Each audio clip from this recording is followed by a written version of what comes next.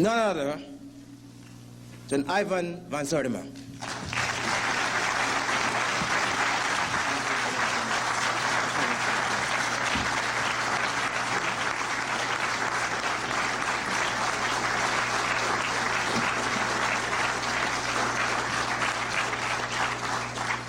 I appeared before Congress on July the 7th, 1987. I'd been summoned there to give due cause why they should not refer to Columbus's accidental stumble into the Caribbean, which he thought was the backside of India, as a discovery.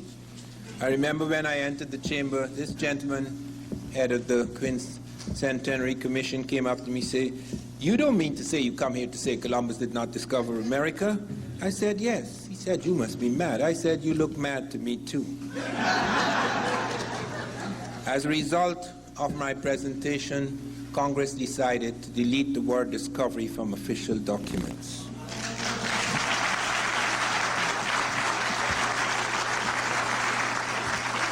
I presented a vast body of evidence, and it started as a peculiar accident because I was in the British Information, I was in Services, then I was in the British Information Services, and never intended to come to America. I'd heard such dark things about America, but I'd heard dark things about most countries. Anyway, I was on my way back. My Prime Minister had invited me to read poetry at the occasion of the independence of our country, independence celebrations, because I was known then as a poet. And I was on my way back, and Jan Carew, a famous Guyanese author, invited me to come to America, and I said, no, I'll never go to America. I've heard such dark things about America. No. He said, don't be foolish. There are dark things about all places in the world. You come and check it out. So I came there on a Saturday. Sunday morning he was asleep, and I came down into his library, and I saw 3 green books, Africa and the Discovery of America, by Leo Wiener. This was done, I think, in the 1920s. The problem with Leo Wiener, however, he was strictly a linguist. And I felt that finding a number of African words in America would not be enough to prove the point. To prove something like that, which would overturn a great amount of thinking, would call for a vast body of evidence in many fields. So I actually began a critique of this. 30 years ago, I actually began to attack my own subject. I didn't know it would become my subject, because it wasn't good enough. Linguistics, I was trained as a linguist, and I know that you could occasionally get a number of words. You'd have to prove a lot of things. You would have to have evidence in many fields to prove something like this. So I sent it to the editor, and I said, if anyone could show me just a few sculptures or portraits of Africans in America before Columbus, I would take another hard look at this matter, because he presented no pictorial proof, and he knew nothing about skeletal material, so he couldn't provide skeletal proof. And the editor at Random House, Charles Harris, called me up and said, Van Sertima, something strange has happened on my table. You ended your piece by saying, if anyone could show me images of Africans in America before Columbus, I would take another hard look at this matter. And I turned the page, and I turned the page, and I turned the page. There were 7 images of Africans. John Williams, the novelist, author of The Man Who Cried I Am, had been to Mexico and met a strange German, last of the Royal House of Germany. Hitler had put him in charge of the German embassy in D.C., and something happened, and he was dismissed. I was later to find out why he was dismissed by Hitler, because Hitler sent around a circular saying that everyone in the diplomatic service has to sign a statement saying they're a pure Aryan. And von Wutenow wrote back. Now, he was a count, the last of the royal house in Germany. This was strange for von Wutenow, strange for anybody in that position. Wrote back to say, there is no such thing as a pure Aryan. All people have black blood. Oh, God, he had to flee after that, because Hitler would have gotten him. So I rushed off to Mexico to meet this strange man. And I went to his chateau. And he'd heard about me because I had written him first. and told him what I had done. And we sat in that place, okay? We sat on his steps half the night arguing because he couldn't, you have to show me a hell of a lot of evidence to convince me of something that everybody believes is true history. And he says, I said, I have to see these heads. He said, I have a few in my study. I said, that's not good enough. I have to be sure that they are valid, that you are now making this up. He was a little annoyed by that. He wanted to throw me out of the house. But nonetheless, I persisted. You have to prove this to me. I need to see sculptures of these people. And he says they're not in the big museums. They don't take chances like that in the big museums. You have to go to private collections. And the next day he started to take me to private collections, and I was utterly stunned.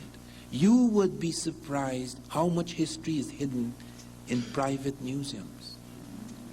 They don't allow these things in the big places. It's just like in Egypt. I am responsible for returning to the modern Egyptians the splinters of the Sphinx's nose and chin which Napoleon's army blew off. A friend of mine, Garland Roberts, an adventurer, he was in England. He went into the British Museum and he found that they had the splinters of the Sphinx's nose and chin. How he did that, but he's a fellow, he's a daredevil. He would risk his life just to prove a point. And I says, you go back there. I'm going to pay your way to Britain. You go back and photograph the damn thing. Pretend you are a, messenger boy, whatever it is, get a job there, get the damn thing. And he brought back startling pictures. And I called Sheikh Anta Diop, the head of the radiocarbon laboratory in Dakar. He's dead now. He was the leading African scientist. And I got in touch with him and I told him what had happened. And I got in touch with Gamal Abdel Mokhtar, the Arab delegate at UNESCO. Sheikh Anta was at UNESCO too. And I got in touch with, I told Garland Roberts, he has to be on the phone. And we started a conversation with the British Museum. And I started out by saying, sir, we understand and we have hard visual proof that you have the splinters of the Sphinx's nose and chin in your museum. And I have the Arab delegate at UNESCO here and the African delegate, etc. And we'd like to negotiate the return of the splinters of the Sphinx's nose and chin to the Egyptians. Now, okay. Now, Van Sertima, we can't do that. See, most of the things we have in our museums come from all over the world. If we started returning things to this and that country, we'll have no museums. I said, sir, we're not asking you to destroy the museum. This is a specific object. This is a matter of the very gravest importance. I have on the line with me Gamal Abdel Mokhtar, the Arab delegate, Sheikh Anta Diop, the African delegate, myself, Garland Roberts, who has proof that they were the pieces. It's me, he photographed them. And he said, well, we will consider it. Do you know? Sheikh Anta spoke. I had a French translator. Sheikh Anta spoke. I spoke. Garland Roberts spoke. Do you know the Arab delegate? We're returning it to the bloody Arabs, He never said a bloody word. Because the Arabs are not Egyptian. Don't make any mistake about that. It's just like we are in this room here. This is America. It would be hard to find a Native American in this room. The world has changed dramatically. There have been half a dozen invasions of Egypt, the Persians, the Greeks, the Syrians, the Persians, the Greeks, the Romans, the Arabs. That is not Egypt. Egypt is no longer Egyptian. They have not a damn thing to do with the building of the pyramids. We now have hard proof, very hard proof, that Egypt was African when the pyramids were built. There is no question about it. This is not guesswork. This is not theory. We found the skeletons in the ancient graves. We found sculptures, which you'll never see when you go to Egypt. They don't put those things on display. But now we have the hard proof And I'll deal with that later when we come to deal with the Egyptian section of this lecture. But I appeared before the Congressional Committee and I presented 12 witnesses, all European. Because they're going to say I'm Afrocentric if I show them this African said this. No, no, no. I'm going to take the very people that you think you will listen to. Columbus is the first person. I said, that's how I began. I'm not the first person to suggest there were Africans in America before Columbus. Christopher Columbus is the first person to say that. He actually says in the Journal of the Second Voyage that when he was in Haiti, Native Americans came to them and told them that black-skinned people had come from the south and southeast trading in gold-tipped metal spears. Columbus may or may not have believed, but he actually collected samples of these spears. They were sent back to Spain. They were meticulously, microscopically examined in Spain. And they were found to be identical, not just similar, identical with spears being forged in African Guinea, of 32 parts, 18 were of gold, 6 of silver, and 8 of copper. Not only were they identical metallurgically, the words the Africans were using for these spears were the words the Americans were using. African word for gold, Ghana. That's why it's called Ghana. Gold Empire, the Golden Empire. And I checked it out in several African languages. Sarakole, Soninke, Gadzago, it's Kane. Vayan Mende, Kani. Kisi, it's Kani. Kono, it's Kanin. Fuel, it's Kane. That's the word for gold. And that's the word the Americans are using. And they have their own bloody gold word. Why are they using this strange word? And presenting material which, when checked out, when the metallurgists checked it out in Europe, they found the spears were identical in their ratio of gold, silver, and copper alloys. How could you have linguistic and metallurgical identities like that? It is utterly impossible. Not only that, I then went beyond that. I not just showed Columbus. Ferdinand wrote a book about his father, and he said, my father told me that he saw Negroes north of Honduras. Columbus knew what a so-called Negro looks like. He was in Africa. That's how my book began. Columbus sitting at a table in Africa, arguing with the Portuguese. I tracked this man down. It is possible when you become very famous, people could track every little thing. Who you slept with, who you tried to kill, who slept with your wife or your husband, everything. And one found a hell of a lot of stuff on this clown, or rather this villain. He did some horrible things. He's known as the Great Discoverer. Ferdinand said, my father told me he saw Negroes north of Honduras. He not only heard of them in Haiti, he actually saw them north of Honduras. Vasco Núñez de Balboa, on September the 25th in the year 1513, I've got it down to the day. He's coming down the slopes of Paracu and Darien, which we now call Panama. And he and his men saw 2 tall black men among the Native Americans. They are startled. They haven't brought no black people there. Several of them commented it. Peter Martyr said they must have been shipwrecked. Then he also said they were Ethiopians. Well, Ethiopians, the word Ethiopian is not used for people of Ethiopia. The reason why Ethiopia gets that name, Ethiop means burnt skin. People of burnt skin would generally call them Ethiopian. So it's not referring to Ethiopia. Peter Martyr said they must have been shipwrecks. Lopez de Gomara said these blacks Balboa saw in the Indies were identical with the blacks we saw in Guinea. Rodrigo de Colmenares saw blacks. Captain of Balboa saw blacks east of the Gulf of San Miguel. Alphonse de Catafalque reported in his book, Study of Panama. L'Abbé Brasseur de Bourbourg was the guy who went to Panama, said there were 2 distinct people in Panama. The Mandinga, black skin, and the Tule, red skin. The red skin would be the Native American.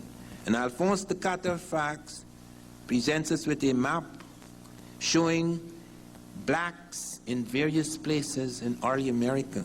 The Charus of Brazil, the Yamasee of Florida, and the Black Caribs of St. Vincent, pre-Columbian. Alonso Ponce cites them off Campeche in Mexico. River Palacio cites them off Tegucigalpa in the Nicaraguan-Honduran border. Ramon Pane speaks of them as the black gold traders. Fray Gregorio Garcia cites them off Cartagena, Colombia. A dozen Europeans, Christopher Columbus, Ferdinand Columbus, Vasco Núñez de Balboa, Peter Martyr, Lopez de Gomara, Rodrigo de Colmenares, Alfonso de Catafags, L'Abbé Brasseur de Bourbourg, Alonso Ponce, River Palacio, Ramon Pane, Fray Gregorio Garcia, seeing things that are not there. Probably blacks are haunting their dreams.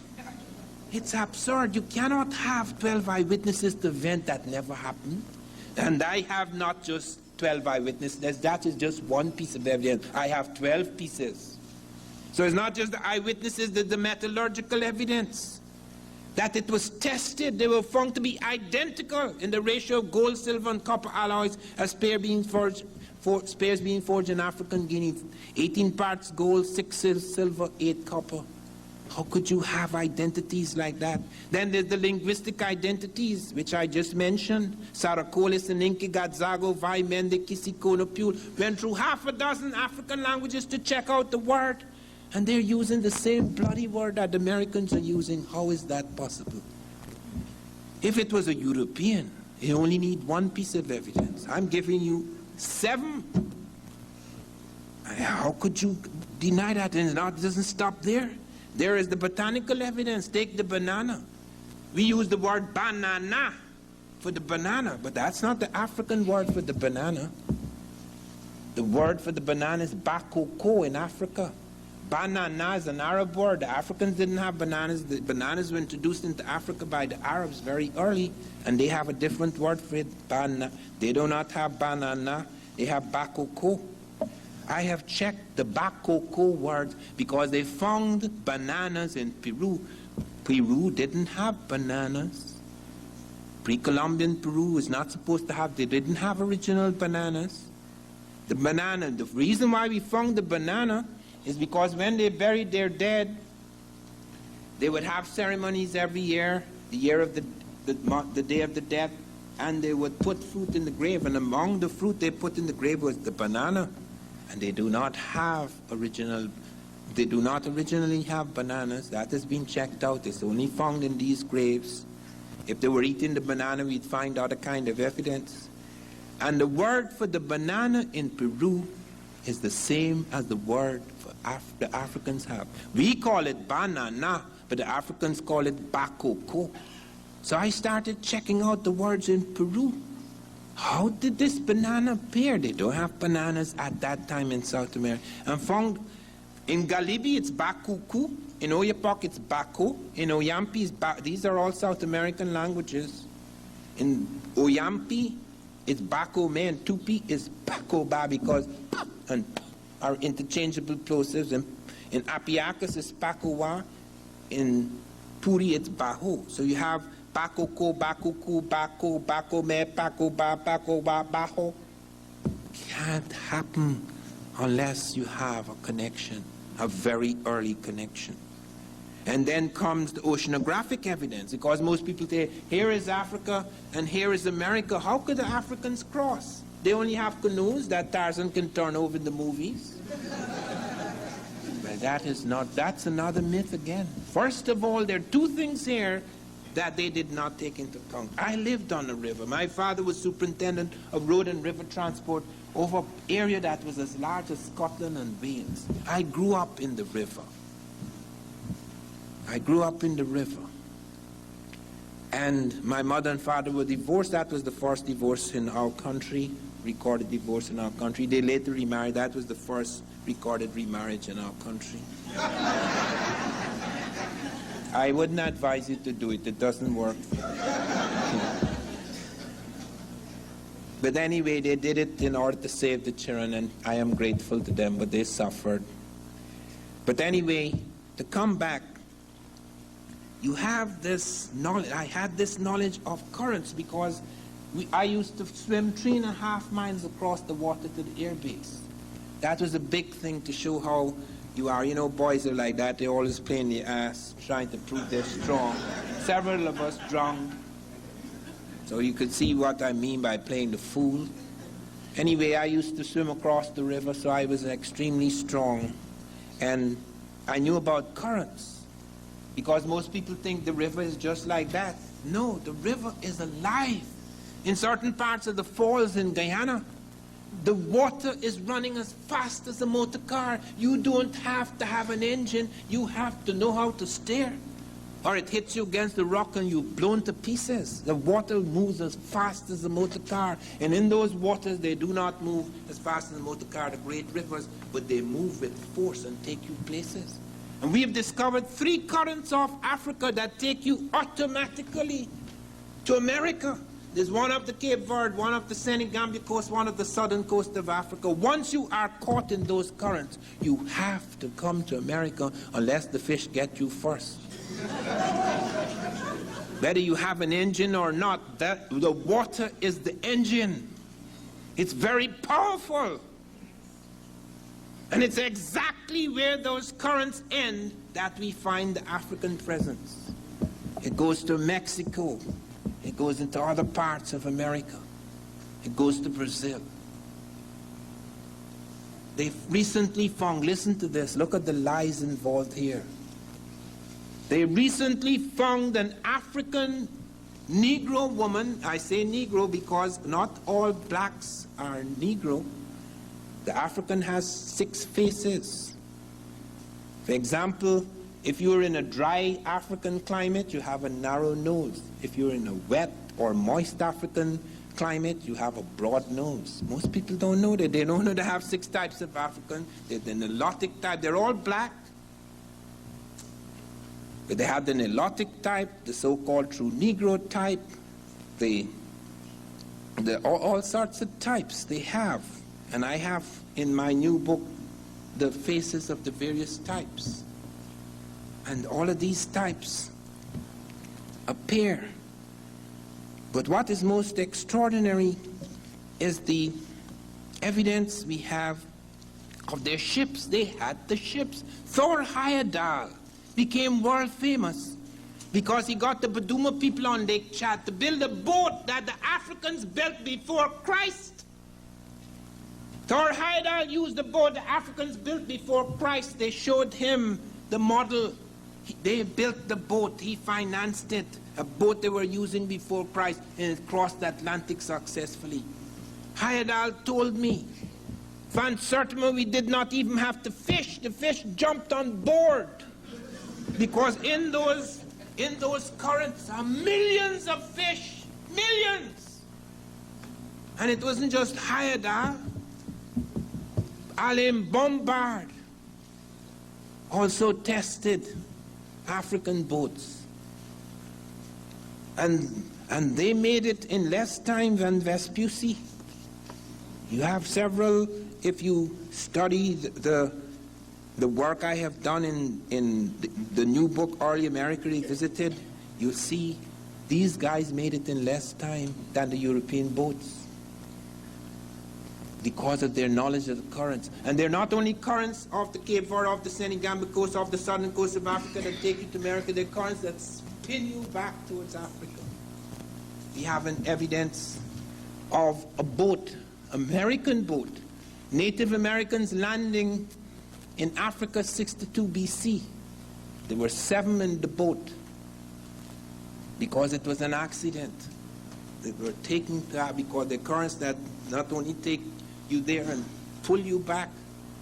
We don't have any evidence of Europeans doing that. We have it in Native American 62 BC. That is in my book, They Came Before Columbus. And apart from this oceanographic evidence, there's the navigational evidence. That's the boats. The Africans had the boats. The Africans built the boat for Heyerdahl. Heyerdahl became world famous about how he crossed the Atlantic. He didn't build the boat. It was Africans who built the boat for him, a boat they had used before Christ, the Baduma people on Lake Chad. It's in my new book, Early America. You'll see the boat. The Africans built it. They could easily have crossed. And when you cross, the current actually takes you into the Caribbean, to Brazil, or parts of South America, to Mexico, etc. Recently, listen to this, look at the cheating going on, look at the profound dishonesty of scientists. They found a Negro woman in Brazil, where the currents come from Africa, the Caribbean, Brazil, etc. They found a Negro woman in Brazil, 12,500 years old. That is even before the Native Americans. Now, Negroes always came from Africa, but it was so embarrassing that they suggested, yes, it's a Negro, but it came from Asia. Now, this is Brazil, you know. Brazil is on the Atlantic coast. To come from Asia, you have to get a boat that's going to take you all the way to South America, and then you have no car. Currents may take you, help you to get to South America, but then you have to walk to Brazil. Then you get the tip, you have to walk all the way to Brazil to drop your skull. And the New York Times ran the story like that, you know, thinking, and they even changed the name. When they found this Negroid woman, they call her Louisa, because the first human we found on earth is Lucy, an African. So they call her Louisa. But when it got to the New York Times, they call her Valherbe or Malherbe or something like that. And she comes from Asia. Niggers don't come from Africa anymore. They come from Asia. You find them in the wrong time, in the wrong place. Jesus Christ. I mean, how far can you take this nonsense? It is absurd.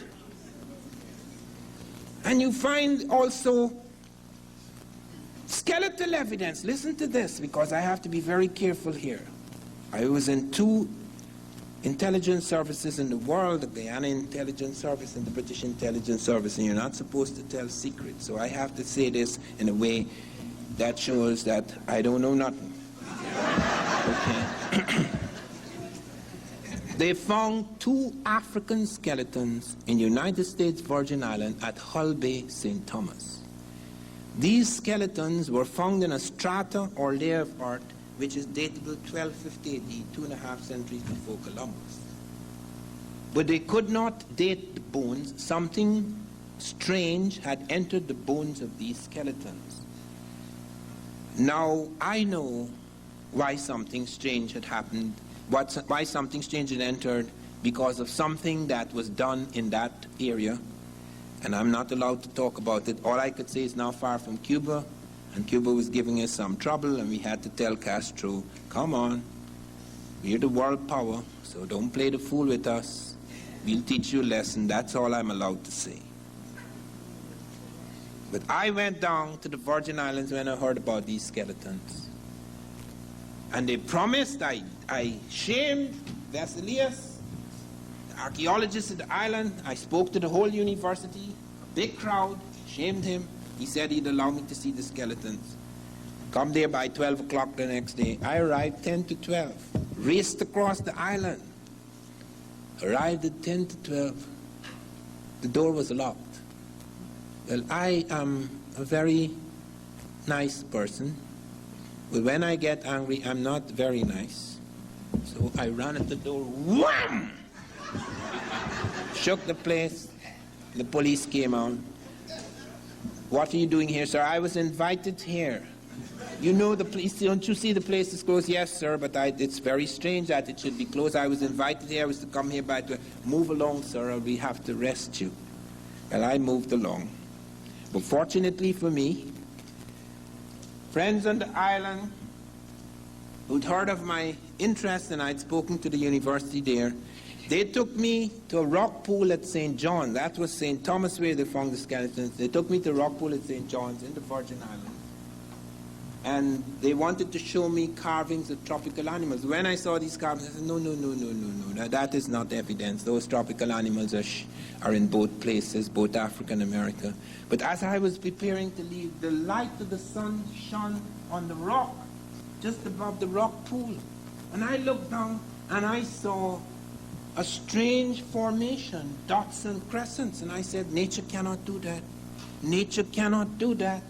It's because it will wash against the rock and it may cause a kind of cleavage in the rock, but it can't make perfect curves and dots and curves. Cannot do that. So I went down there and I cleaned the rock and I photographed it. I sent it to various parts of the world. I sent it to Africa. So someone in Africa, in Ghana, said it's the Guinea sign. And I said, send me evidence of the Guinea sign. And he sent it to me. And I said, no. Don't waste my time, man. That doesn't look anything like the Guinea sign. But I kept taking it wrong. And eventually, Dr. Barry Fell of Harvard, he's dead now, he'd written America BC. The New York Times ran 3 pages attacking me and Fell. I brought out, they came before Columbus.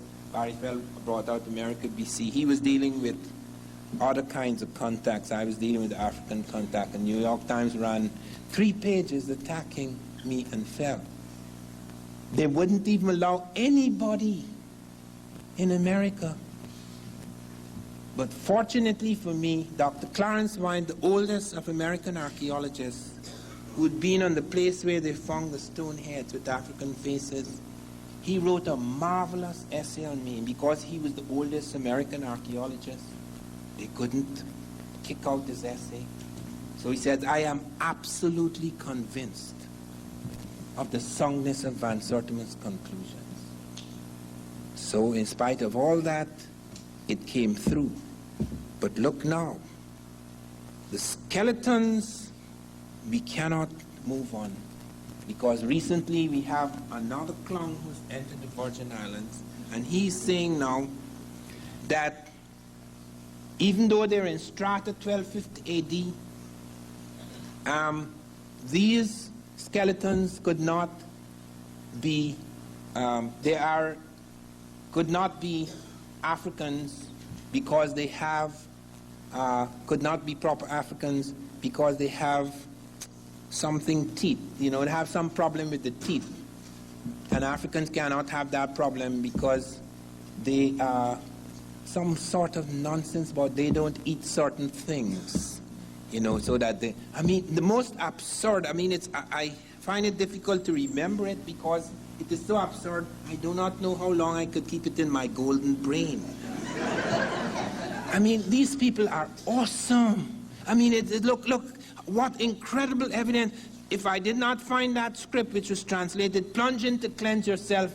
This is water for ritual ablution before prayer. Because Barry Fell says, it's Libyan, so I sent it to the Libyan Department of Antiquities. And they came up with the translation. Plunge in to cleanse yourself. This is water for ritual ablution before prayer. And then comes a map. It's in my new book. A map of Brazil that shows independent black settlements in Brazil, pre-Columbian. And then comes the oral evidence in Mali. They speak of a king, Abu Bakr II, who wanted to cross the ocean because he felt there was land beyond. And he appears, the Mexicans report this strange black man in white robes appearing. And it is also reported by the Arabs because Mansa Musa went to Cairo. He's a Muslim, and he went to Cairo. And when he was in Cairo, he talked about, they asked him, what happened to your brother? And he told him that he wanted to cross the ocean and he never came back. And it's recorded by the Arabs in Al-Kashandi and the Masalik al-Absar, Fir Mamalik al-Amsar, so that's the documented evidence. Then there's the iconographic evidence. So I've presented 12 pieces of evidence: eyewitness accounts, metallurgical evidence, linguistic evidence, botanical evidence, oceanographic evidence, navigational evidence, skeletal evidence, epigraphic evidence, the script, cartographic evidence, a map, oral evidence of the Mali griers, documented evidence, the Arabs, Al-Kakashani, the Masalik al-Absar, Fi Mamalik al-Amsar, and the iconographic evidence. That is, you look at my book and you're going to see sculptures of Africans. There's everything. The texture of the hair, the shape of the faces, lips, noses, everything.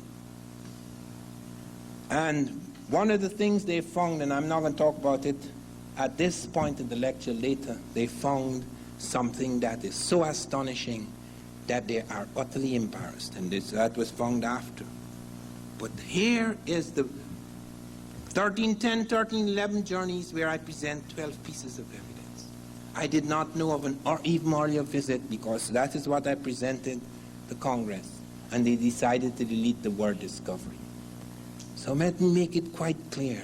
Truth, trust that the ground will rise again.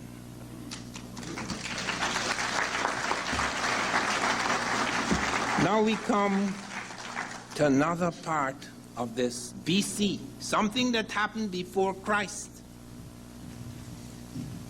Now, Egyptians made a journey across the Atlantic. How did they do that? Why did they do that? How do we know that they did it? Listen carefully. Do not confuse modern Egypt with ancient Egypt.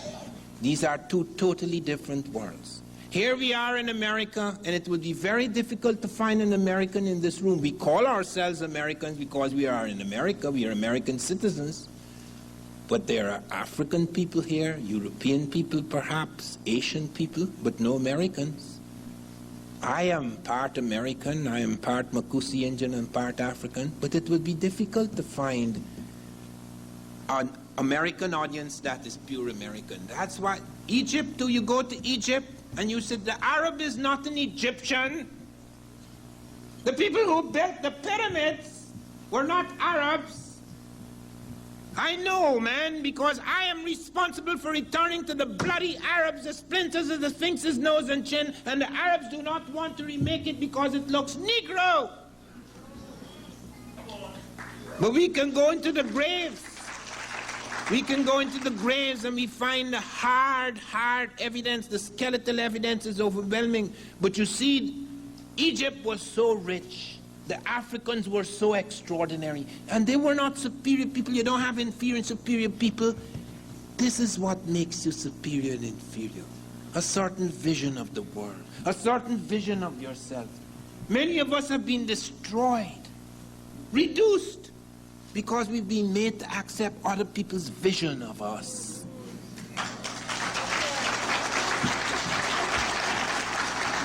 You look at Hitler. Hitler was a bloody lunatic. We threw him in prison in his early 20s. Hitler was walking about the prison like this. Guards bowed to him. That was an awesome person, boy. I mean, he was evil, but he was awesome. Napoleon, too. Napoleon wasn't even a Frenchman. Most people don't know that. I am destined to glorify a people I hate. Could you imagine that as Napoleon? I read his diaries. I am destined to glorify a people I hate. And then the one thing I regret most in my life, this is Napoleon. The one thing I regret most in my life is that I did not make Toussaint. I did not make the black Toussaint governor of Haiti. I blame it on my black wife. Do you know Napoleon was married to a mulatto from the West Indies, which we would call black hair? But do you know, she was the prejudiced one, not Napoleon. Napoleon wanted to make Toussaint governor of Haiti. His wife said, no, why would you give up territory to nigger? It's as crude as that. So bear in mind, here I am responsible. I financed a telephone link-up between Gamal Abdel Mokhtar, the Arab delegate at UNESCO, Sheikh Anthony Diop, the African delegate at UNESCO, myself, the representative of the British Museum, Garland Roberts, who found the pieces, and another gentleman who did translations from the French. And British began, no, Van Sertima, we can't do that. Because if we start returning this item and that item to this and that museum, we'll have no museum. I said, sir, we're not asking you to return everything from your museums. You're well aware of the things that have been taken from other museums and other places. This is a very specific thing. It is of no value to you. You can't show it. What is the point? You can't show the splinters of the nose. Nobody's interested in splinters. Put the nose back on. But the Arabs do. The Mokhtar, the Arab delegate, never said a bloody word. Boy, he don't want no nigger nose interfering with the tourist trade in Egypt. It's as crude as that. Look why Egypt is no longer Egyptian. There was another people who built the pyramids. The Syrians attacked in 654 BC. The Persians attacked in 550 BC. The Greeks attacked in 320 BC. The Romans attacked just before and after Christ. The Arabs attacked 638 to 640 AD. That is why Egypt is no longer Egyptian. They have nothing to do with the building of the pyramids. If you go back in the graves, we have found hard evidence in the graves that Egyptians were African. Let me listen to the anthropologists, all the great anthropologists, because this is hidden. It doesn't come out in history books. The earliest human fossil found in Egypt was the skeleton of the Nazlet Kata man found near Tata, Egypt, which was dated 35,000 to 30,000 years before Christ. Regarding the racial affinity of this skeleton, Thoma concludes strong alveolar prognatism combined with fossil Prinacilis and an African skull is suggestive of Negroid morphology. He proves it's a Negro. Then comes Wendorf, 1982. Wendorf discovered the skeleton at Wadi Kubaniya, located 10 to 15 kilometers north of Aswan in Egypt. This skeleton dated approximately 20,000 years before Christ. The wide nasal aperture, lower nasal margin morphology, presence of the sulcus prinacilis, wide interorbital distance and alveolar prognatism demonstrate affinities with broad African variants. All of the great anthropologists, archaeologists, Thoma, Fehrenbach, Wendorf, Stewart, Green, Armilagus, Wrightmore, Crawford, all of them prove that those early Egyptians in the Pyramid Age were African. That's the reason why Mokhtar, the Arab delegate, doesn't want a Negro nose on the Sphinx, because they don't want to relate back. But the Germans sent me, I have it in my new book, you see a beautiful color photograph showing you what the world was 1,200 years before Christ. The black is on top of the world. He is in charge of Egypt. There's no question about it. And they built the pyramids. The Japanese came to my friend Sheikh Anta Diop, seeking advice on building a pyramid. And Sheikh Anta Diop said, do not use bronze tools. And the Japanese said, how could you say that? The last stage of the Egyptian was the Bronze Age. And he says the last age is not the best age. There you cannot. The Japanese would not listen. They went there, they made such a mess, they had to throw them out. Bronze tools, the tools broke. They had to use air jack hammers in order to cut the stone, and they could not cut it, the stone the ancient blacks in Egypt did. Let me tell you, this is scientists reporting with amazement at how these Africans cut stone. The mean variation of the cutting of the stone from a straight line and from a true square is but 0.01 inch in a length of 75 inches up the face, an amount of accuracy equal to most modern opticians' straight edges of such a length. In other words, we only cut eyeglasses like that. These joints, with an area of some 35 square feet each, were not only worked as finely as this, but were cemented throughout, though the stones were brought as close as 1/500th of an inch, or in fact into contact, and the mean opening of the joint was 1/50th of an inch, yet the builders managed to fill the joint with cement, despite the great area of it, and the weight of the stone to be moved some 16 tons. To merely place such stones in exact contact at the sides would be careful work, but to do so with cement in the joints is almost impossible. This is Flinders Petrie, Our Inheritance of the Great Pyramid, London, 1874. Thus the builders of these great monoliths quarried and cut stone within 1/1000th of an inch of mathematical perfection, and raised the man-made mounting as meticulously as we cut gems. There are approximately 2,300,000 blocks of stone which comprise the Great Pyramid. These individual blocks weigh from 2.5 tons to 70 tons, as much as a railroad locomotive. Originally covered an area of 13.1 acres. The Great Pyramid, listen to this as I close on this part. The Great Pyramid contains more stone than all the churches, chapels, and cathedrals built in England since the time of Christ. If all the stone in this pyramid were sawed into blocks 1 foot on an edge, and these were laid end to end, they would stretch 2/3 of the way around the globe at the equator. The Great Pyramid contains enough stone to construct 30 Empire State Buildings.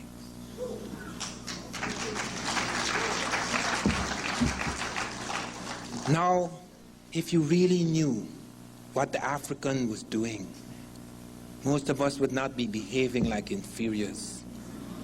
We'd have challenged the system long time ago.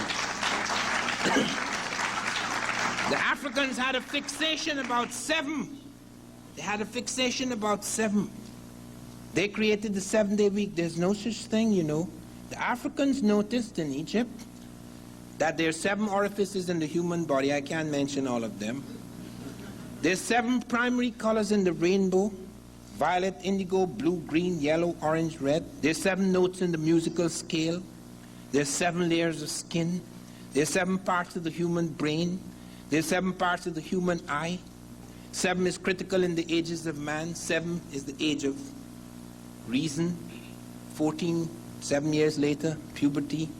21, 7 years later, maturation. 7, 7, 7, 7, 7. That is why they created the 7 deadly sins. Christ was in Egypt. He's not an Egyptian, he's a Jew. He was born in Jerusalem, but he went to Egypt. Read Hosea, out of Egypt shall I call my son. He was brought back to Jerusalem, where he was crucified. 7 deadly sins, 7 cardinal virtues, 7 days of the week.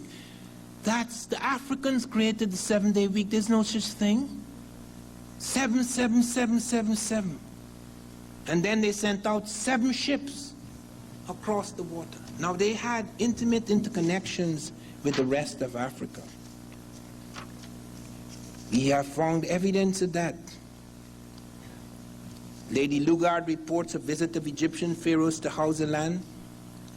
We have found, and here is where Diop was very helpful to me. Diop and Obenga. Obenga 2 weeks ago introduced me to an audience in California. Obenga is the most remarkable African scholar in the world at the moment. Sheikh Anta Diop was before, but he died.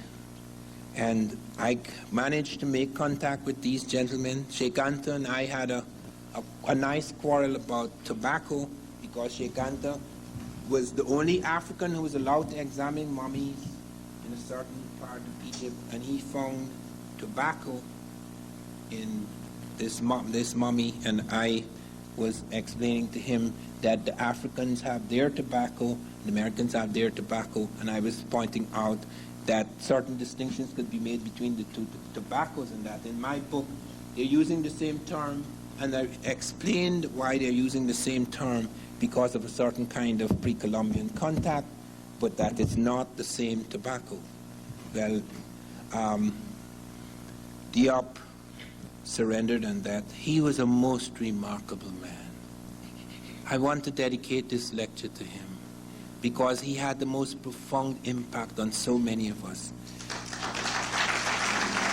We invited him to the Nile Valley Conference, and his plane crashed. He didn't die, and he had to be rushed from the burning plane, and I told him, do not come by plane the next time. You are to go and visit your wife in France, and then you're to do overland, and then you're to take another kind of ship, but do not let it be known where you're moving. Okay, we are not to talk on the telephone. You had to be very careful about that. Diop came to Atlanta. That was a marvelous occasion. He was the most remarkable man I have ever met. And we had these marvelous conversations, etc. But I knew he would die soon, because like John Clark, I noticed it with him too. They do not pay attention to what they're eating. After you get 60, you have to pay close attention to what you're eating. You can't just eat any old thing, because it dies there, and it's not buried easily. So be very careful. I'm 65, and I know. I exercise every day.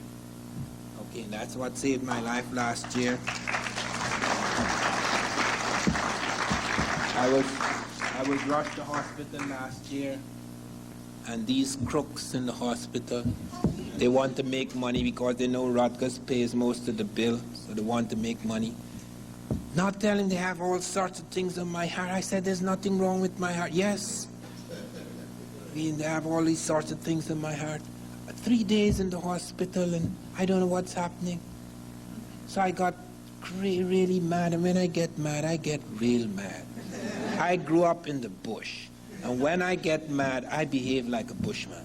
And all the civilized cover, that disappears completely. I just curse, smash up things, etc. And so they came, held me down. I said, I want to leave right now. They said, but you can't leave, you know, you're very ill. Something wrong with your heart. I said, there's nothing wrong with my heart. He said, well, if you leave now, you have to pay the bill. I said, well, I've only been here 3 days. Yes, but your bill is $5,500. I say, well, I'll stay.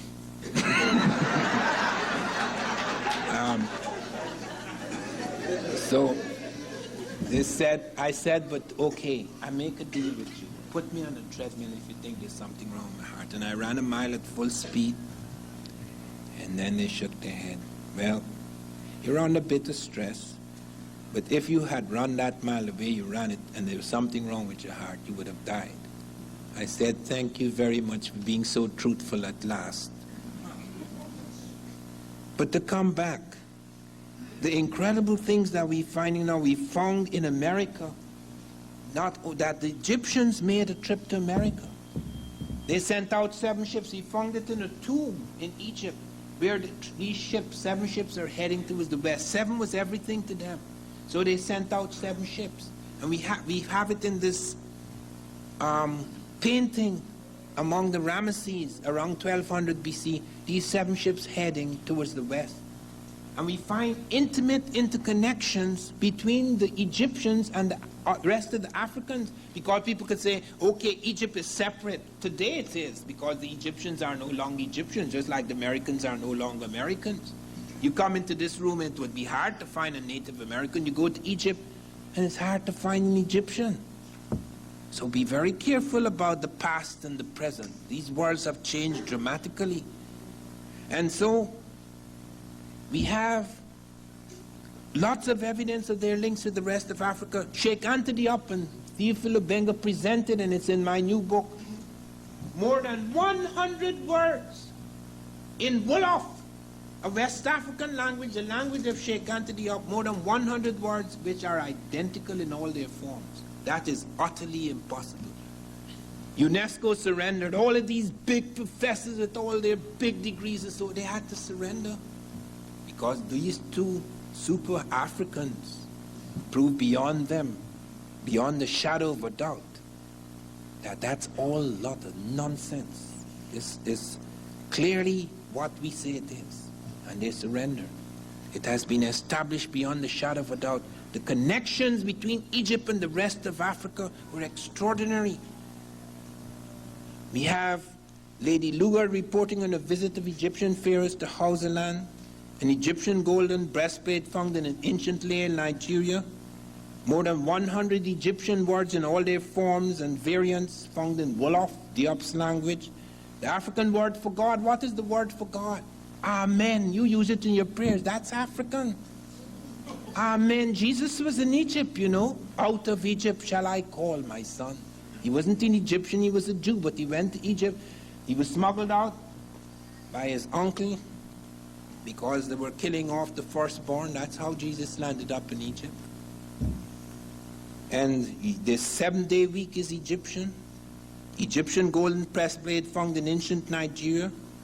As I say, nearly 100 Egyptian words in all their forms presented to UNESCO. UNESCO had to surrender. They couldn't believe it. Obenga and Diop proved it beyond the shadow of a doubt. To even take the word for God. What is the word for God in Egypt? Amen. You saying it in your prayers, that's African. Amen. Amun and Amen is Egyptian, and Am is West African, comes from that, and Nyam is East African. So you have Amen and Amun Egyptian, and Am West African, and Nyam East African. Don't think everything is lost. There are all sorts of clues left in the past, and that if you learn certain things, you can pick them up. So they can't fool us anymore. And we find the incredible things that they did, the building of the pyramids and all these things, but they also built remarkable ships. And we have evidence, not only they show their ships moving, But it is shown among the Americans, the Popol the Bible, the Quiche Maya. I have the Bible, the Quiche Maya, that shows blacks arrived in America before Christ. Champollion supports that, Lefebvre supports that, Sahagan supports that, Sorensen supports that, Sav Soderbergh supports that, Rosalie supports that. I've been through all these documents. They're finding these things and people are just pushing them aside, but not anymore. Then came the clincher. I was invited to, before the Columbus celebration, I was invited to the Smithsonian, the leading scientific institution in this country, hoping to wipe me out before 1992. And my opponent surrendered. Showed them the 7 braids that you can't argue with. No sculpture in America has 7 braids. 7 is everything to the African Egyptian. He created the 7-day week because he finds there's 7 parts to the human brain, 7 parts to the human eye, 7 notes in the musical scale, 7 primary colors in the rainbow, 7 orifices in the human body, 7 layers of skin. You can't argue with that. So he invented the 7-day week. All this thing about God created the world in 6 days and rested in the 7th, that is taken by the Christians from the Egyptians. Jesus was in Egypt. Even the word Christ, he's not Jesus Christ, he's Jesus the Christ. Christ is an Egyptian word, K-R-S-T, Christ. K-R-S-T, the anointed one. That's how he became the Christ. Don't dismiss him, okay? I'm just pointing out the terms, okay? He was in Egypt, out of Egypt. Read Hosea, out of Egypt shall I call my son. He wasn't born in Egypt, but he was smuggled out in Egypt because Herod was killing the firstborn. And he appears among the Egyptian doctors. And so you get certain evidences like that. And I've checked out this. I have so many sources. Champollion, reporting the 7 ships arriving from across the water. Champollion, Lefebvre, Sahagan, Sorensen, Sav Soderbergh, Rossellini, and above all, the Bible of the Quiche Maya. They destroyed so many books in America, but they didn't destroy all the Bibles of the Quiche Maya. So we have that reporting these dark-skinned people arriving on 7 ships, and they have the 7 ships. And then we have the clincher. We have a map of South America found in ancient Egypt with correct latitudinal and longitudinal coordinates. I showed that to NASA. I was the first person to go to NASA to study blacks in space. You don't even know what it's not only we don't know the history, we don't even know what's happening. Do you know the leading technical astronaut in our space team is a black man? Colonel Gregory. He's restructured the cockpit of our spaceships. Do you know that the leading woman in our space team is a black woman, Dr. Christine Darden? She's reshaping our airplane so that in the 21st century we've just entered certain airplanes, not just the exotic airplanes would be able to fly faster than some. Do you know that? No. I had to go there. I nearly died at NASA because they invited me along with delegates from all over the world, China, Russia, various, to witness the blast-off of the first black American in space. And I did not realize I have different ears. I grew up in a forest. I hear lights. I thought everybody heard lights. You have to hear differently in the forest. Because snakes, you can't see snakes. Snakes take on the color of trees and foliage. Therefore, you have to hear that when he starts. You have to hear that, or you're dead. I didn't know I had different ears.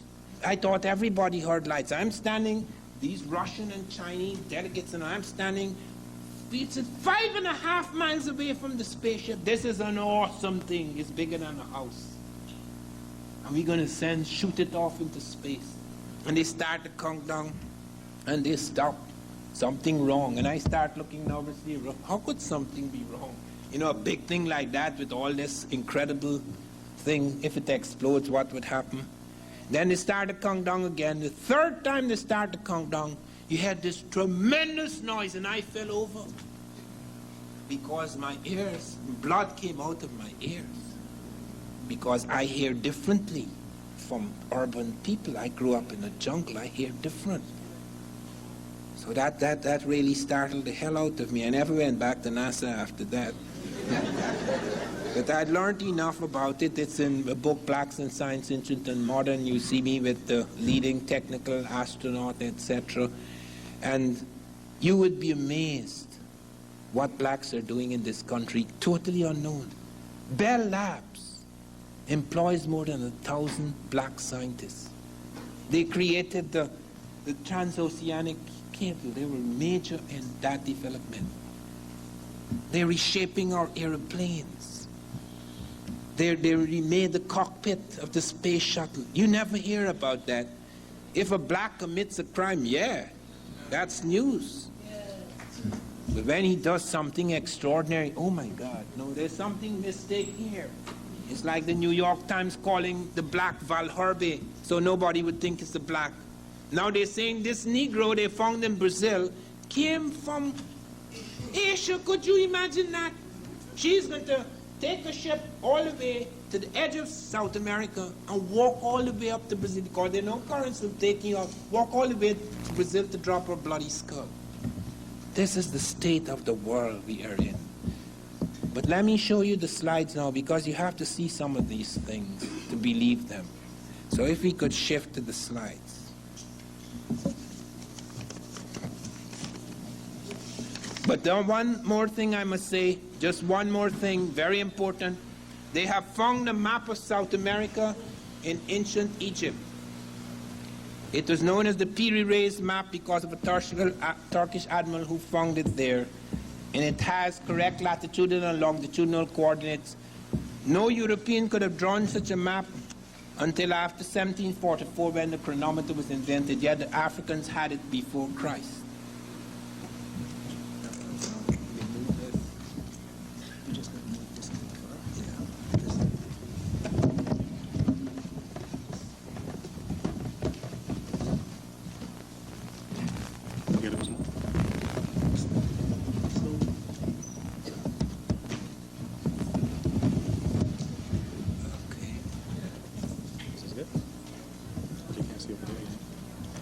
Oh, they can't see it.